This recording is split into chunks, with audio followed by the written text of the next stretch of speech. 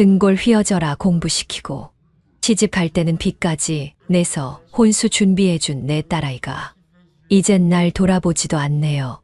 관절염으로 부은 내 손으로 명절 음식을 정성껏 준비하며 중얼거렸습니다. 대학 등록금 내느라 한 번도 새 옷 못 사 입고 딸 화장품 사주느라 내 얼굴은 늘 세수비누로만 씻었는데 작은 액자를 바라봤어요. 민서 대학 졸업식 때 찍은 사진이에요. 허름한 옷차림이지만 그때는 정말 행복했었죠. 결혼할 때 집 한 채 팔아 신혼집 대출금 마련해 줬는데 이젠 명절에도 얼굴 보기 힘드네요. 식탁 위에 놓인 전화기를 바라보며 한숨을 내쉬었습니다. 그때 마침 전화벨이 울렸어요. 기대에 찬 마음으로 전화를 받았죠.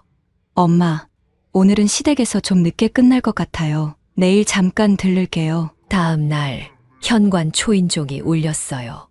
딸과 사위 그리고 귀여운 내 손주가 들어왔죠. 엄마, 오래 못 있어요. 1시간 정도만 있다 갈게요. 저녁에 약속 있어서. 딸의 말에 서운했지만 그래도 반가워서 웃으며 맞이했어요. 사위는 인사도 제대로 하지 않고 핸드폰만 들여다보더군요.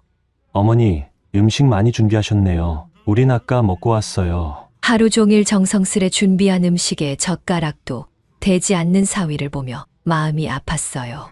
민서야, 이거 어제 내가 좋아하는 잡채 특별히 준비했는데. 내 말에 딸은 대수롭지 않게 대답했어요. 엄마, 저 다이어트 중이에요. 그리고 시어머니가 해주신 잡채가 더 입맛에 맞아서요. 어쩌다가 우리 사이가 이렇게 되었을까요? 친정은 돈이 없고 가난해서 받을 게 없고 시댁은 의사 집안에 재산도 많아 받을 게 많다고 생각해서 그런 걸까요? 고생해서 키운 내 딸이 이제는 나를 짐처럼 여기는구나. 안녕하세요. 여러분, 사연 세상에 오신 것을 환영합니다. 오늘도 여러분의 마음을 울리는 사연으로 찾아왔습니다. 본격적인 시작 전에 구독과 좋아요 한 번씩 눌러주시면 더 좋은 콘텐츠로 보답하겠습니다.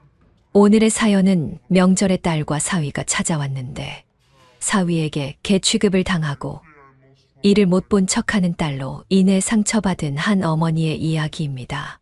어떤 사연인지 함께 들어보시죠. 안녕하세요. 저는 68세 윤정희입니다.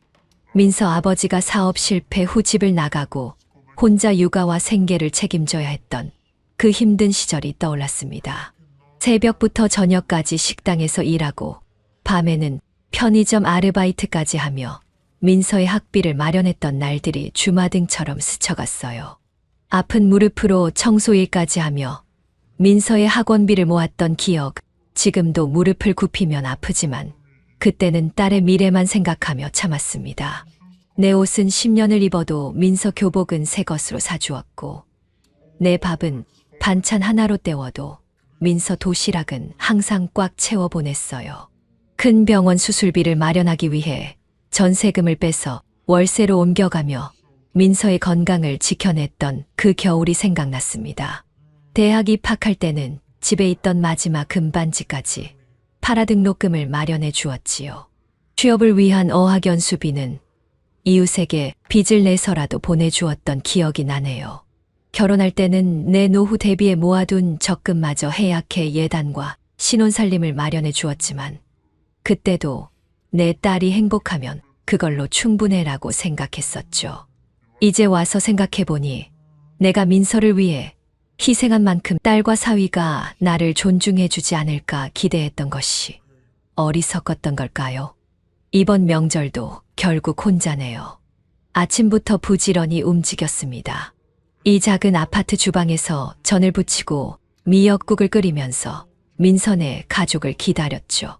손놀림은 여전히 능숙하지만 마음은 무거웠어요. 엄마, 올해는 바빠서 시댁만 갔다가 못 갈 수도 있어요. 시간 나면 잠깐 들릴게요. 전화기만 바라보다 깊은 한숨을 내쉬었습니다. 연락 한 통 없는 딸을 기다리며 차려놓은 명절 음식들이 점점 식어갔어요. 결국 혼자 상을 차려 앉아 TV를 보며 쓸쓸히 명절을 보내게 되었습니다. 예능 프로그램에서는 가족들이 모여 웃고 떠드는 모습이 비춰졌고 제 방에는 정막만이 감돌았죠. 딸 하나 키우려고 고생은 내가 다 했는데 이제는 나보다 시댁이 더 중요해진 거지. 그때 갑자기 초인종이 울렸습니다. 누군가 했더니 딸 민서와 사위가 명절 인사랍시고 얼굴을 비춘 것이었어요. 엄마, 새해 복 많이 받으세요. 올해 못 있어요. 잠깐 들렀다 가는 거예요. 반가움과 섭섭함이 교차하는 제 얼굴을 뒤로 한 채 민서와 사위는 불편한 기색이 역력했습니다. 거실에 앉자마자 사위는 시계를 들여다보며 1시간만 있다 가야 해요 라고 말했어요. 제가 정성껏 준비한 음식을 내오자 사위는 대충 젓가락을 들었다 놓고는 곧바로 본론으로 들어갔습니다. 어머니, 요즘은 다들 요양원 가시는 추세잖아요. 어머니도 한번 고려해 보시는 게 어떨까요? 입이 떡 벌어졌습니다. 명절 인사도 제대로 하지 않고 불쑥 요양원 이야기를 꺼내다니. 그것도 명절날에. 엄마, 혼자 계시니까 걱정돼서 그래요. 넘어지기라도 하면 어쩌려고. 민서의 말에 말문이 막혔습니다. 딸이 정말 걱정해 주는 건지 아니면 저를 짐으로 여기는 건지 분간이 되지 않았어요. 요즘엔 다 그렇게 해요. 혼자 사시는 노인분들 위험해요. 우리도 맞벌이라 돌봐드릴 시간이 없고. 사위의 태도는 마치 통보하는 듯했어요. 명절날 갑작스럽게 들이닥친 요양원 권유에 큰 상처를 받았습니다. 벌써 요양원도 알아봤니? 제 떨리는 질문에 민서는 잠시 눈을 피하더니 가방에서 서류 하나를 꺼냈어요. 사실 계약만 하면 되는 상황이에요. 좋은 곳이니까 한번 구경이라도. 눈에서 눈물이 흘러내렸습니다. 딸 부부는 이미 요양원도 계약 직전 상태였고 마치 통보하듯 말하고 있었던 거예요. 계약을 하다니. 그럼 나한테는 언제 말해줄 생각이었니? 제 떨리는 목소리에 민서는 뭔가 말하려다 입을 다물었습니다. 대신 사위가 나섰어요. 어머니, 이제 연세도 있으시고 몸도 예전 같지 않으실 텐데요. 요양원이 나쁜 곳이 아니에요. 오히려 또래분들도 많이 계시고 프로그램도 다양하게 있어서 재밌게 지내실 수 있을 거예요. 마치 어린아이를 달래듯 말하는 사위의 말투에 가슴이 찢어지는 듯했습니다. 이제 그들 눈에는 제가 의사결정도 못하는 노인으로만 보이는 걸까요? 난 아직 혼자서도 충분히 살 수 있어. 밥도 해 먹고 청소도 하고 아직은 내 몸 내가 챙길 수 있다고. 제 목소리에 확신을 담았지만 민서는 한숨을 내쉬었어요. 엄마, 지난번에 감기 걸렸을 때 며칠 동안 연락이 안 돼서 얼마나 걱정했는지 알아요? 결국 이웃집 아줌마가 문 열어서 확인해 준 거 기억 안 나요? 그때 너무 무서웠어요. 다시는 그런 일이 없었으면 좋겠어요. 민서의 말에는 진심이 묻어 있었지만 그것이 저를 요양원으로 보내는 이유가 될 수 없다고 생각했어요. 그럼 자주 와서 엄마 얼굴 좀 봐주면 되지 않니? 명절에도 찾아오지 않더니. 말이 나오자마자 민서의 표정이 굳어졌습니다. 엄마, 우리도 바쁘게 살고 있어요. 시댁도 가야 하고 애도 키워야 하고 매번 찾아뵙기가 쉽지 않아요. 그런데 시댁은 어떻게 다녀왔니? 명절 연휴가 시작된 지 사흘째인데 지금까지 어디 있었어? 민서와 사위는 잠시 눈을 마주치더니 민서가 조심스럽게 대답했어요. 저희 시댁에 있었어요. 할아버지 생신이라 그쪽에서 명절도 같이 보내기로 했거든요. 가슴이 철렁 내려앉는 기분이었습니다. 시댁에서는 사흘이나 머물고 친정엄마인 저에게는 겨우 요양원 이야기를 하러 잠깐 들른 것이었어요. 그럼 시댁에서는 뭐 했니? 즐거웠어? 민서의 표정이 갑자기 밝아졌어요. 네, 시어머니가 음식을 정말 맛있게 해주셨어요. 저도 종일 부엌에서 도와드렸고요. 애가 증조할아버지 생신상에 큰절도 했는데 다들 너무 예쁘다고 하셨어요. 시아버지가 용돈도 많이 주셨어요. 민서의 말 한마디 한마디가 제 가슴을 찔렀습니다. 시댁에서는 그렇게 공손하고 열심히 하면서 친정엄마에게는 요양원 계약서를 들이미는 딸이 낯설게만 느껴졌어요. 그랬구나. 더 이상 말을 이을 수 없었습니다. 딸의 시댁과 저를 비교하는 것이 서글프게 느껴졌어요. 사위는 시계를 보더니 일어섰습니다. 어머니, 저희 이제 가봐야 할 것 같아요. 집에 가서 애도 씻겨야 하고 내일 일도 있고 해서요. 고개를 끄덕였습니다. 민서는 어색하게 웃으며 요양원 관련 서류를 테이블 위에 올려놓았어요. 엄마, 천천히 읽어보세요. 정말 좋은 곳이에요. 한번 구경만이라도 가보는 건 어떨까요? 말없이 서류를 바라보았습니다. 민서와 사위는 인사를 하고 서둘러 현관으로 향했어요. 문이 닫히고 한동안 그 자리에 못 박힌 듯 서 있었습니다. 그리고 천천히 테이블로 돌아와 요양원 서류를 집어들었어요.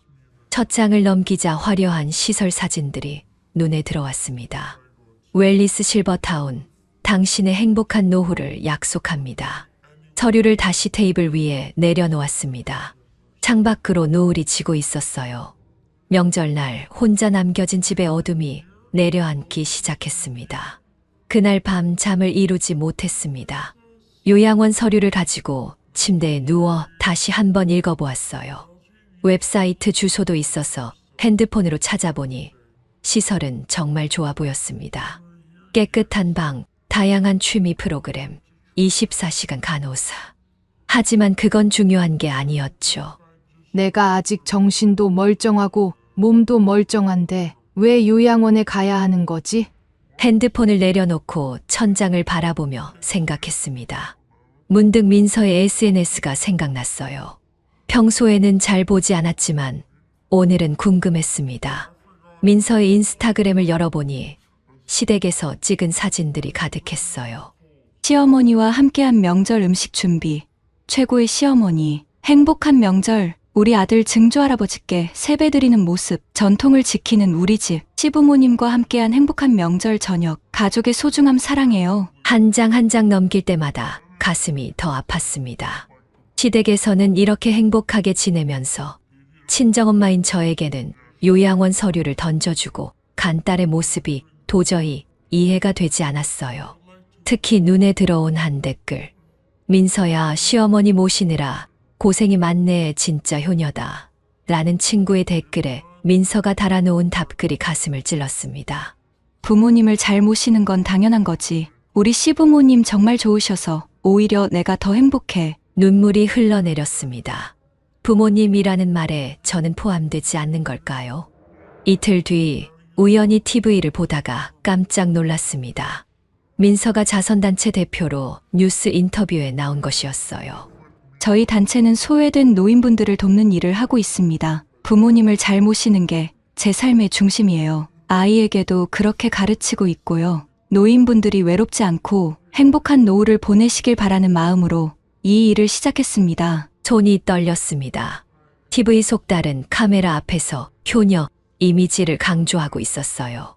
그날 명절에 들은 말들, 요양원 계약서를 꺼내던 모습이 겹쳐지며 감정이 북받쳤습니다. 위선자, 정말 뻔뻔하구나. 리모컨으로 TV를 끄고 한동안 그 자리에 앉아 있었습니다. 머릿속이 복잡했어요. 이대로 가만히 있어야 할까? 아니면 뭔가 말을 해야 할까? 그날 밤 용기를 내어 노인 커뮤니티 사이트에 글을 올렸습니다. 내가 낳고 기른 딸에게 버림받았습니다. 떨리는 손으로 키보드를 두드렸습니다. 68살 노인입니다. 명절날 딸이 와서 던진 말은 안부도 선물도 아닌 요양원 이야기였습니다. 시댁에서는 사흘이나 머물면서 친정엄마인 저에게는 1시간도 머물지 않고 요양원 서류만 던져주고 갔습니다. TV에서는 효녀 행세를 하면서 말이죠. 돈 없고 힘없는 엄마는 불편한 존재였을까요? 그게 명절에 찾아올 일인가요? 글을 올린 후 마음이 조금 가벼워졌습니다. 누군가에게 털어놓는 것만으로도 위로가 되었어요. 하지만 예상치 못한 일이 벌어졌습니다. 제 글이 온라인에서 빠르게 확산되기 시작한 거예요. 다음 날 아침 핸드폰이 쉴 새 없이 울렸습니다. 게시판에 댓글이 수백 개 달렸고 메시지도 많이 왔어요. 대부분 저를 위로하고 응원하는 내용이었습니다. 정말 마음이 아프네요. 힘내세요. 요즘 자식들은 부모에게 그러면 안 되는데. 민서라는 딸분 TV에서 본 것 같아요. 정말 위선적이네요. 얼마 지나지 않아 한 지역 신문사에서 연락이 왔습니다. 윤정희님의 사연을 보고 연락드렸습니다. 요즘 많은 노인분들이 겪고 있는 문제라고 생각해서 인터뷰를 하고 싶은데 괜찮으실까요? 처음에는 망설였습니다. 이렇게 공개적으로 말해도 될까? 민서와의 관계가 더 나빠지지 않을까. 하지만 이미 마음의 결정을 내렸어요. 네, 인터뷰하겠습니다. 저만의 이야기가 아니라 많은 노인들의 이야기일 테니까요. 인터뷰 날 기자가 제 집으로 찾아왔습니다. 떨렸지만 솔직하게 이야기했어요. 딸과 사위가 요양원 서류를 들고 왔을 때 가장 먼저 든 생각은 내가 그렇게 빨리 늙었나였습니다. 아직 혼자서도 충분히 생활할 수 있는데 그들 눈에는 제가 짐처럼 보였나 봐요. 목이 메었지만 계속 말했습니다. 가장 마음 아픈 건 시댁에는 사흘이나 머물면서 저에게는 1시간도 시간을 내지 못했다는 거예요. TV에서 효녀 행세를 하면서 말이죠. 저는 가난해서 돈이 없고 시댁은 돈이 많아서 재산을 받을 게 많다고 생각해서 그런 것 같아요. 여태까지 고생해서 키운 딸이 저렇게 나오니 너무 가슴이 아픕니다. 기자가 물었습니다. 요양원은 어떻게 생각하세요? 요양원 자체가 나쁘다고 생각하지는 않아요. 정말 도움이 필요한 분들에게는 좋은 시설일 수 있죠. 하지만 아직 건강하고 스스로 생활할 수 있는 사람을 단지 편하게 관리하기 위해 보내는 건 잘못된 거라고 생각합니다. 특히 자식들이 그런 결정을 부모와 상의도 없이 일방적으로 내린다면요. 인터뷰가 신문에 실리고 얼마 지나지 않아 더 큰 방송사에서도 연락이 왔습니다. 그렇게 제 이야기는 점점 더 많은 사람들에게 알려졌어요. 방송이 나간 그날 저녁 갑자기 초인종이 울렸습니다. 문을 열어보니 민서와 사위가 서 있었어요. 민서의 얼굴은 창백했고 사위는 당황한 표정이었습니다. 엄마, TV에서 봤어요. 말없이 문을 활짝 열어 두 사람을 들였습니다. 거실로 들어온 민서는 울먹이며 말했어요. 엄마, 저희가 많이 잘못했어요. 정말 죄송해요. 사위도 머리를 숙이며 말했습니다. 어머니, 정말 죄송합니다. 저희가 너무 생각 없이 행동했어요. 냉정하게 두 사람을 바라보았습니다. 진심으로 그렇게 생각해? 아니면 사람들이 너희를 비난해서 당황한 거야? 민서가 고개를 들었습니다. 엄마, 정말 반성하고 있어요. 회사에서도 모두가 알게 되었고, 하지만 그게 중요한 게 아니라 엄마 마음을 이제야 진심으로 이해했어요. 이해했다고? 무엇을 이해했는데? 엄마가 얼마나 외롭고 서운하셨을지 저희만 생각했던 거예요. 엄마를 짐처럼 생각한 것도 아니고 정말 걱정했는데 방법이 너무 잘못됐어요. 사위가 가방에서 종이 한 장을 꺼냈습니다. 어머니, 저희가 효도 각서를 써왔습니다. 이제부터 진심으로 잘하겠습니다. 그리고는 무릎까지 꿇었어요. 민서도 따라 무릎을 꿇었습니다. 엄마, 용서해 주세요. 앞으로는 정말 잘할게요. 그들의 모습을 보며 한숨을 내쉬었습니다. 이렇게 무릎 꿇는 모습이 제가 원하던 것이 아니었어요.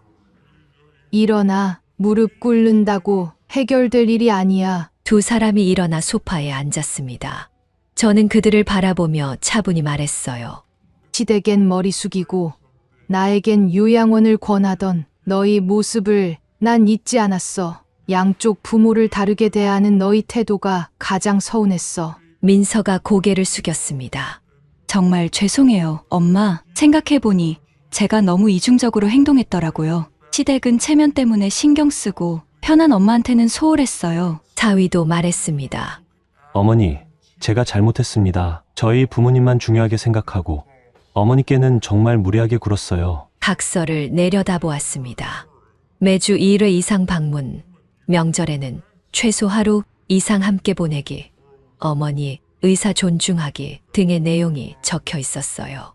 각서가 필요한 게 아니야. 진짜 용서를 원한다면 행동으로 보여줘. 말은 이제 믿지 않아. 민서가 눈물을 닦으며 고개를 끄덕였습니다. 엄마, 정말 잘할게요. 오늘부터 행동으로 보여드릴게요. 사위도 진지한 표정으로 말했습니다. 어머니, 앞으로는 정말 아들처럼 모시겠습니다. 제가 너무 무례했어요. 진심이 느껴졌지만 쉽게 마음이 풀리지는 않았습니다. 시간이 필요해. 너희가 진짜 변했는지 봐야겠어. 그리고 요양원 이야기는 다시는 꺼내지 마. 내가 스스로 필요하다고 생각할 때 내가 결정할 거야. 그날 이후 민서와 사위의 태도는 정말 달라졌습니다. 매주 토요일마다 찾아와 함께 시간을 보냈고 사위는 집안일을 도왔어요. 외출할 때마다 저를 초대했고, 민서는 자주 전화를 걸어 안부를 물었습니다. 2달 후, 민서의 자선단체에서 행사가 있었습니다. 저를 특별 손님으로 초대했어요. 오늘 특별히 제 어머니를 모시게 되었습니다. 제가 진정한 효도가 무엇인지 깨닫게 해주신 분이죠. 민서가 마이크 앞에서 저를 소개했습니다. 모두가 박수를 쳤어요.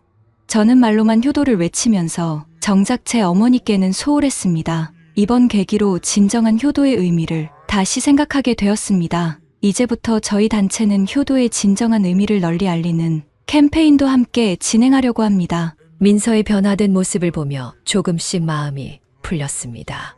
완전히 용서한 것은 아니지만 노력하는 모습이 보였으니까요. 행사가 끝나고 집으로 돌아오는 길, 민서가 조심스럽게 물었습니다. 엄마, 이번 주말에 저희 집에서 가족 모임을 하려고 해요. 시부모님도 오시고 엄마도 같이 오셨으면 해요. 어떠세요? 잠시 생각했습니다. 시댁과 친정이 함께하는 자리. 전에는 상상도 못했던 일이었어요. 그래, 가볼게. 민서의 얼굴에 미소가 번졌습니다. 정말요? 너무 좋아요. 제가 엄마 좋아하시는 음식 다 준비할게요. 주말 민서의 집을 방문했습니다. 시부모님도 와 계셨고 처음에는 어색했지만 곧 편안한 분위기가 되었어요. 특히 민서가 저를 끊임없이 챙기는 모습이 인상적이었습니다. 저녁 식사 후 민서의 시어머니가 말을 걸어왔습니다. 차돈, 오랜만에 이렇게 뵙게 되어 반갑습니다. 민서가 요즘 어머님 이야기를 많이 해요. 앞으로 자주 이렇게 모였으면 좋겠네요. 미소를 지으며 대답했습니다. 네, 그러면 좋겠네요. 그날 밤 집으로 돌아오는 길에 민서가 저를 바래다 주었습니다. 엄마, 오늘 와주셔서 정말 고마워요. 앞으로도 이렇게 자주 모일 수 있을 거예요. 딸의 손을 잡았습니다. 민서야, 엄마가 바라는 건 그렇게 대단한 게 아니야. 그냥 엄마라는 존재를 잊지 않고 가끔 찾아와 안부 물어주는 거, 그게 다야. 민서가 눈물을 글썽이며 고개를 끄덕였어요. 엄마, 정말 죄송해요. 이제는 절대 엄마를 서운하게 하지 않을게요. 약속할게요. 그날 이후로 우리 가족의 관계는 많이 달라졌습니다. 모든 것이 완벽하게 해결된 것은 아니지만 적어도 이제는 제 존재가 인정받고 존중받는다고 느껴요. 인터뷰 이후 많은 분들이 저에게 연락을 주셨습니다. 비슷한 상황에 처한 노인분들, 그리고 자신의 부모님을 돌아보게 된 자녀들까지 제 용기 있는 발언이 많은 가정에 작은 변화를 가져왔다고 해요. 이제 저는 더 이상 침묵하지 않습니다. 제 목소리를 내고 제 권리를 주장합니다. 노인이라고 해서, 부모라고 해서 무조건 참고 견뎌야 하는 건 아니니까요. 여러분도 마음속에 있는 이야기를 용기 내어 말해보세요. 그것이 변화의 시작입니다. 여러분, 오늘의 사연은 여기까지입니다. 윤정희님의 용기 있는 행동이 많은 분들에게 위로와 용기가 되었으면 좋겠습니다. 우리 부모님들이 외롭지 않고 존중받는 사회가 되길 바라며 다음 시간에 또 다른 사연으로 찾아오겠습니다. 구독과 좋아요, 알림 설정 잊지 마세요. 사연 세상이었습니다. 감사합니다. 그날은 흐린 가을 아침이었습니다. 아내가 갑작스럽게 쓰러져 병원으로 실려갔다는 연락을 받았을 때 저는 그 자리에 주저앉고 말았습니다. 다리에 힘이 풀려 일어설 수조차 없었습니다. 손이 떨리는 것도 모른 채 아들에게 전화를 걸었습니다. 선우야, 어머니가 쓰러지셨어. 제 목소리는 떨렸고 눈물이 멈추지 않았습니다. 선우는 바로 달려오겠다고 했습니다. 하지만 며느리 지혜의 이름은 언급하지 않더군요. 저는 그때 왜인지 불안한 예감이 들었습니다. 병원에 도착했을 때 의사는 이미 아내가 세상을 떠났다고 전했습니다. 심장마비였다고 합니다. 갑작스러운 이별 앞에서 저는 무너져 내렸습니다. 45년을 함께한 사람이 이렇게 갑자기 떠나버리다니 아무 준비도 할 수 없었습니다. 몇 시간 후 선우가 병원에 도착했습니다. 그의 얼굴에는 슬픔과 더불어 무언가 난처한 기색이 보였습니다. 그리고 그는 조심스럽게 말을 꺼냈습니다. 아버지, 지혜가 해외 출장을 잡아놔서 오기 어렵다고 합니다. 가족이란 무엇일까요? 피보다 진한 것은 때때로 나누는 시간과 마음이 아닐까요? 우리는 모두 각자의 방식으로 사랑하지만 그 표현이 서로에게 상처가 될 수도 있습니다. 시댁일은 내 일이 아니다. 이 한마디가 45년 함께 살아온 가정을 무너뜨렸습니다. 안녕하세요, 여러분. 자연 세상에 오신 것을 환영합니다. 먼저 시작하기 전에 구독과 좋아요 버튼 꾹 눌러주시면 가장 먼저 새로운 사연을 만나볼 수 있습니다. 그럼 지금 바로 시작하겠습니다. 안녕하세요. 저는 72세 이정우입니다. 전직 교사로 45년을 함께한 아내를 최근에 떠나보냈습니다. 45년이라는 세월은 참 길면서도 짧게 느껴집니다. 아내와 함께했던 모든 순간들이 이제는 추억으로만 남았습니다. 우리는 아들 선우를 키우며 평범하지만 행복한 가정을 꾸려왔습니다. 저는 항상 가족이 가장 중요하다고 생각하며 살아왔습니다. 학교에서 아이들을 가르치면서도 가정에서는 아버지로서 최선을 다하려 했지요. 그런데 세상은 제가 생각했던 것보다 훨씬 빠르게 변하고 있었습니다. 아들 선우가 결혼하고 며느리 지혜를 맞이했을 때 저는 우리 가족이 더 단단해질 거라 생각했습니다. 하지만 현실은 달랐습니다. 그날은 흐린 가을 아침이었습니다. 창문 너머로 보이는 하늘은 잿빛으로 덮여 있었고 바람은 마치 무언가를 예고하듯 쓸쓸하게 불고 있었습니다.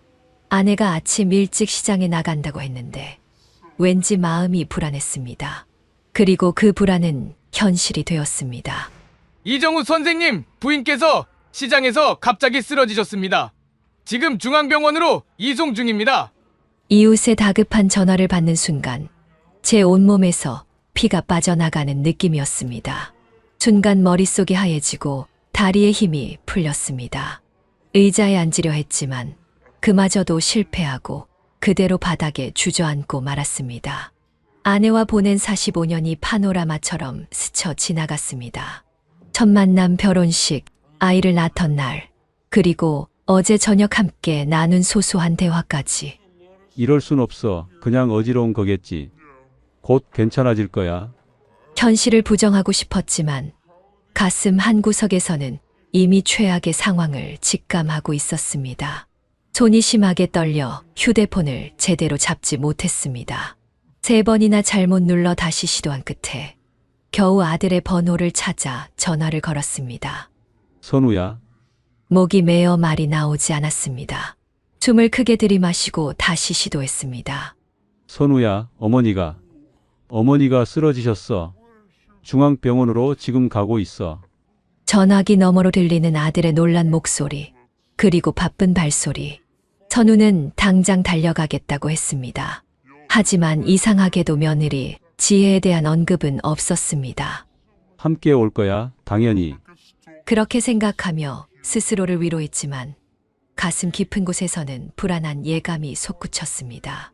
택시를 타고 병원으로 향하는 길, 창밖으로 보이는 도시의 모습이 이상하게 낯설게 느껴졌습니다. 45년 동안 한 번도 아내 없이 이 길을 걸어본 적이 없었습니다. 병원에 도착했을 때 응급실은 분주했습니다. 간호사에게 아내 이름을 말하자 그녀의 표정이 급격히 어두워졌습니다. 그리고 곧 의사가 저를 조용한 방으로 안내했습니다. 선생님, 정말 애석하게도 의사의 목소리가 들리는 순간 제 세계가 무너져 내렸습니다. 아내는 시장에서 심장마비로 쓰러진 후 병원으로 오는 도중에 이미 세상을 떠났다고 합니다. 그 말을 듣는 순간 제 심장도 멈춘 것 같았습니다. 아니, 제 입에서는 작은 신음만 새어나왔습니다. 의사의 말은 더 이상 귀에 들어오지 않았습니다. 그저 가슴이 찢어지는 듯한 고통만이 저를 압도했습니다. 45년을 함께한 사람, 제 삶의 중심이었던 사람이 갑자기 아무런 작별 인사도 없이 떠나버렸습니다. 병원 복도에 홀로 앉아 저는 마치 영혼이 빠져나간 듯한 상태로 몇 시간을 보냈습니다. 사람들이 지나가고 누군가 위로의 말을 건네는 것 같았지만 제 귀에는 아무것도 들리지 않았습니다. 오직 아내의 얼굴, 그녀의 미소, 그녀의 목소리만이 제 머릿속을 가득 채웠습니다. 그렇게 먹먹한 시간이 흐른 후 멀리서 선우의 목소리가 들렸습니다. 고개를 들어보니 아들이 급하게 복도를 달려오고 있었습니다. 그의 얼굴에는 슬픔이 가득했지만 동시에 어딘가 난처한 기색도 역력했습니다. 선우는 저를 꼭 안아주었고 그제서야 저는 울음을 터뜨렸습니다. 한참의 시간이 지나고 선우가 조심스럽게 말을 꺼냈습니다. 아버지, 그의 목소리에는 망설임이 묻어 있었습니다. 지혜가 해외 출장을 잡아놔서 오기 어렵다고 합니다. 그 순간 무언가 내 안에서 돌이킬 수 없는 감정이 피어올랐습니다. 분노였을까요? 아니면 깊은 실망감이었을까요? 45년을 함께한 제 아내, 선우의 어머니가 세상을 떠났는데 며느리는 출장이 더 중요하다는 겁니까? 저는 아무 말도 하지 않았습니다. 그저 고개를 끄덕이고 아내의 차가운 손을 잡았을 뿐입니다. 장례 준비는 선우와 함께 시작했습니다. 아내의 형제들과 친구들에게 연락하고 장례식장을 예약했습니다. 모든 일이 현실감 없이 진행되었습니다. 장례식장에는 많은 사람들이 찾아왔습니다. 아내가 얼마나 많은 사람에게 사랑받았는지 새삼 깨닫는 순간이었습니다. 학교 동료 교사들, 제자들, 오랜 친구들, 그리고 가족들까지 모두가 아내를 추모하기 위해 모였습니다. 그러나 그 많은 사람들 속에서도 저는 깊은 외로움을 느꼈습니다. 45년 동안 나란히 서서 인사를 받던 자리에 이제 저 혼자 서 있었기 때문입니다. 여기저기서 조문객들이 며느리에 대해 물었습니다. 그때마다 저는 짧게 출장 중입니다라고 대답했습니다. 그 말을 할 때마다 가슴 한구석이 아팠습니다. 장례식 중반쯤 제 조카가 저를 조용히 불러 스마트폰을 보여주었습니다. 화면에는 며느리 지혜가 럭셔리 호텔에서 와인을 들고 웃고 있는 사진이 올라와 있었습니다. 그리고 그 아래에는 시댁 일은 내 일이 아니다라는 댓글이 달려 있었습니다. 그 순간 제 안에 있던 모든 감정이 무너져 내렸습니다. 분노와 허탈함이 동시에 몰려왔습니다. 출장이라는 말은 거짓이었고 그녀는 그저 장례식에 오고 싶지 않았던 것입니다. 심지어 소셜미디어에 그런 글을 올리다니 제 가슴은 찢어지는 듯 했습니다. 시대가 변했다고 해도 가족의 장례식에 참석하는 것은 기본적인 도리라고 생각합니다. 특히 그것도 시어머니의 장례식이라면 말입니다. 장례식이 끝나고 저는 아들에게 그 사진을 보여주었습니다. 선우의 얼굴이 창백하게 변했습니다. 하지만 그는 여전히 며느리를 변호하려 했습니다. 아버지, 지혜도 사정이 있었을 거예요. 요즘 젊은 사람들은 SNS에 글을 올릴 때 깊게 생각하지 않기도 하고. 저는 그의 말을 끊었습니다. 선우야, 내 어머니의 장례식이었어. 그리고 지혜는 거짓말을 했어. 출장이 아니라 여행을 간 거야. 선우는 말을 잊지 못했습니다. 그의 눈에서도 눈물이 흘러내렸습니다. 그제서야 그도 자신의 아내가 한 행동에 무게를 실감했는지도 모릅니다. 그날 이후 저의 마음속에는 며느리를 더 이상 가족으로 인정할 수 없다는 생각이 자리 잡기 시작했습니다. 한평생 가정을 위해 살아왔지만 이제는 그 가치가 무너지는 듯 했습니다. 아내와의 추억이 깃든 이 집에서 계속 살고 싶었지만 며느리의 존재가 더 이상 이 공간을 의미 있는 곳으로 만들지 못하게 했습니다. 그래서 저는 결심했습니다. 이 집을 떠나기로. 저의 남은 삶을 위해 집을 정리하고 새로운 곳에서 시작하기로 마음먹었습니다. 아내와 함께 오랜 시간 살아온 이 집이지만 이제는 더 이상 가족의 의미를 담고 있지 않았습니다. 변호사와 상담을 시작했습니다. 다행히 집은 제 명의로 되어 있었습니다. 법적으로는 아무런 문제가 없었지만 도덕적으로, 감정적으로는 쉬운 결정이 아니었습니다. 아들에게는 간단한 메시지를 보냈습니다. 이 집은 이제 내 것이 아니다. 곧 정리할 예정이니 알아두렴. 선우는 바로 전화를 걸어왔습니다. 그의 목소리에는 당혹감이 가득했습니다. 아버지, 무슨 말씀이세요? 집을 파시겠다는 건가요? 그래, 이 집을 팔고 작은 곳으로 옮길 생각이다. 너희들과는 더 이상 함께 살 수 없을 것 같구나. 하지만 아버지, 갑자기 이러시면 저희는 어떻게 해요? 지혜의 행동 때문에 그러시는 거라면 제가 잘 타일러 볼게요. 선우야, 이건 단순히 지혜의 문제가 아니야. 나는 가족의 의미를 다시 생각해 보게 됐단다. 내 어머니가 돌아가신 후 가족이 무엇인지 많이 고민했어. 그리고 결론을 내렸다. 진정한 가족은 서로를 존중하고 배려하는 사람들이야. 전화 너머로 선우의 한숨 소리가 들렸습니다. 그도 이 상황이 쉽지 않다는 것을 알고 있었을 겁니다. 하지만 저는 이미 결심을 굳혔습니다. 선우야, 나는 너희를 마지막으로 한 번 더 만나고 싶구나. 마지막으로 가족으로서 식사를 함께 하자. 다음 날 저녁 저는 아내가 생전에 자주 만들던 음식을 정성껏 준비했습니다. 불고기, 된장찌개, 잡채. 모두 아내의 손맛을 따라하려 노력했지만 역시 그녀의 맛은 아니었습니다. 그래도 최선을 다했습니다. 선우와 지혜가 도착했습니다.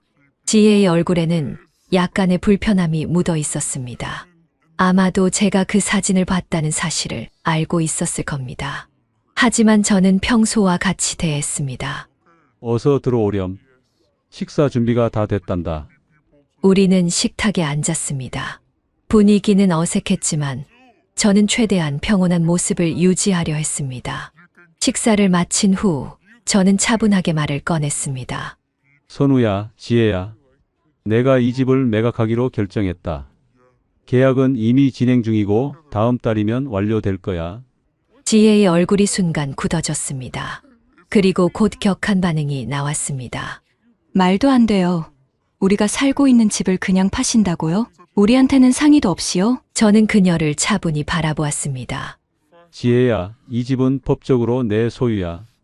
그리고 난 이미 결정했어. 하지만 이건 우리 집이기도 해요. 우리가 살고 있는 곳인데 어떻게 그럴 수 있으세요? 지혜야, 내가 이 집을 우리 집이라고 생각한다면 가족으로서의 책임도 함께 했어야 했어. 하지만 너는 그러지 않았지. 심지어 내 시어머니의 장례식에도 참석하지 않았잖니? 지혜의 얼굴이 붉어졌습니다. 그건 제가 정말 출장이 아니었다는 걸 우리 모두 알고 있잖니? 그 사진과 댓글, 나는 다 봤단다. 지혜는 말문이 막힌 듯 했습니다. 그리고 이내 울음을 터뜨렸습니다. 저도 사정이 있었어요. 제가 시어머니를 싫어해서 그런 게 아니라 지혜야, 나는 너를 비난하려는 게 아니야. 다만 우리의 가치관이 너무 다르다는 걸 깨달았을 뿐이야. 너는 가족보다 개인의 삶을 중시하지. 그건 내 선택이고 존중한다. 하지만 나는 그런 가치관을 받아들이기 어렵구나. 선우가 끼어들었습니다. 아버지, 이러지 마세요. 우리가 잘못했습니다. 지혜도 반성하고 있어요. 제발 집을 파시지 마세요. 선우야, 이건 단순히 집을 파는 문제가 아니야. 나는 이제 혼자가 됐고 너희와는 다른 삶을 살아야 할 것 같구나. 이 결정은 이미 내렸어. 그날 밤 지혜는 울면서 집을 나갔고 선우는 망연자실한 표정으로 남아 있었습니다. 저는 선우에게 말했습니다. 선우야, 내가 어떤 결정을 내리든 나는 내 아버지로서 항상 너를 사랑한다. 하지만 가족이라는 것은 단순히 혈연이 아니라 서로에 대한 존중과 배려가 있어야 하는 거야. 그걸 기억해라. 다음 날 부동산 중개인과 구매 희망자가 집을 보러 왔습니다. 그런데 갑자기 지혜가 나타났습니다. 그녀의 얼굴에는 분노가 가득했습니다. 이건 제 집이기도 해요. 시어머니 장례식에 못 간 걸로 이렇게까지 하는 게 말이 돼요? 저는 담담하게 대답했습니다. 지혜야, 내가 이 집을 내 것이라 여긴다면 가족으로서의 책임도 함께 했어야지. 하지만 너는 그러지 않았어. 이제 와서 권리만 주장하는 건 공정하지 않다고 생각하지 않니? 지혜는 더 이상 말을 잇지 못했습니다. 그녀는 울면서 다시 집을 나갔고 부동산 중개인과 구매자는 당황한 표정으로 서 있었습니다. 하지만 그들은 곧 집을 둘러보고 좋은 가격을 제시했습니다. 그 일이 있고 며칠 후 선우가 찾아왔습니다. 그의 얼굴은 피곤해 보였습니다. 아버지, 저 지혜와 이혼하기로 했습니다. 저는 놀라 입을 다물지 못했습니다. 선우야, 내가 그런 의도로 한 일은 아니었단다. 난 단지 아니에요. 아버지, 이건 제 결정입니다. 어머니의 장례식 이후로 많은 생각을 했어요. 지혜와 저는 서로 다른 가치관을 가지고 있었고, 그걸 이제야 깨달았습니다. 한때 사랑했던 사람이지만 함께할 수 없다는 걸 알게 됐어요. 저는 말없이 그를 끌어안았습니다. 아들의 결혼 생활이 끝난다는 것에 슬픔이 밀려왔지만 동시에 그가 진정한 가족의 의미를 깨달았다는 사실에 어떤 위안을 느꼈습니다. 결국 집은 매각되었고 저는 작은 전원주택으로 이사했습니다. 그곳에서 비로소 새로운 삶을 시작했습니다. 선우는 회사 근처 작은 원룸에서 홀로 지내기 시작했습니다. 그는 가끔 저를 찾아와 함께 시간을 보냈습니다. 아내가 없는 생활은 여전히 힘들었지만 아들과의 관계는 오히려 더 깊어졌습니다. 제 이야기가 너무 길었네요. 이런 노인네의 주절거림을 들어주셔서 감사합니다. 저는 가끔 제 결정이 너무 가혹했던 것은 아닌지 고민할 때가 있습니다. 하지만 가족이란 단순히 같은 공간에 살고 있다고 해서 만들어지는 것이 아니라는 걸 깨달았습니다. 진정한 가족은 서로에 대한 존중과 배려, 그리고 책임을 함께 나눌 때 비로소 완성된다고 생각합니다. 요즘 저는 마음속으로 다짐합니다. 언젠가 선우가 정말 가족을 소중히 여길 줄 아는 사람을 만나면 나는 그들에게 다시 집을 마련해 줄 것이다. 그리고 그때까지 저는 제 아들이 진정한 행복을 찾기를 기도합니다. 이제 제 인생의 황혼기를 맞이하면서 저는 비로소 가족의 진정한 의미를 깨닫게 되었습니다. 그것은 단순히 혈연이나 법적인 관계가 아니라 서로를 향한 진심, 어린 사랑과 존중, 그리고 어려울 때 함께하는 것이라고 생각합니다. 제 사연이 누군가에게 위로가 되었으면 합니다. 인생의 황혼기에 찾아온 상실과 아픔 속에서도 저는 여전히 희망을 품고 살아갑니다.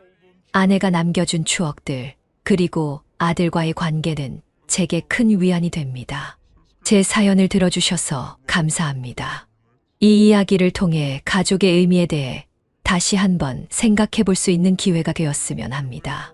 가족은 단순히 혈연이나 법적 관계만으로 정의되는 것이 아니라 서로에 대한 진정한 사랑과 존중, 그리고 어려울 때 함께하는 것임을 기억해 주세요.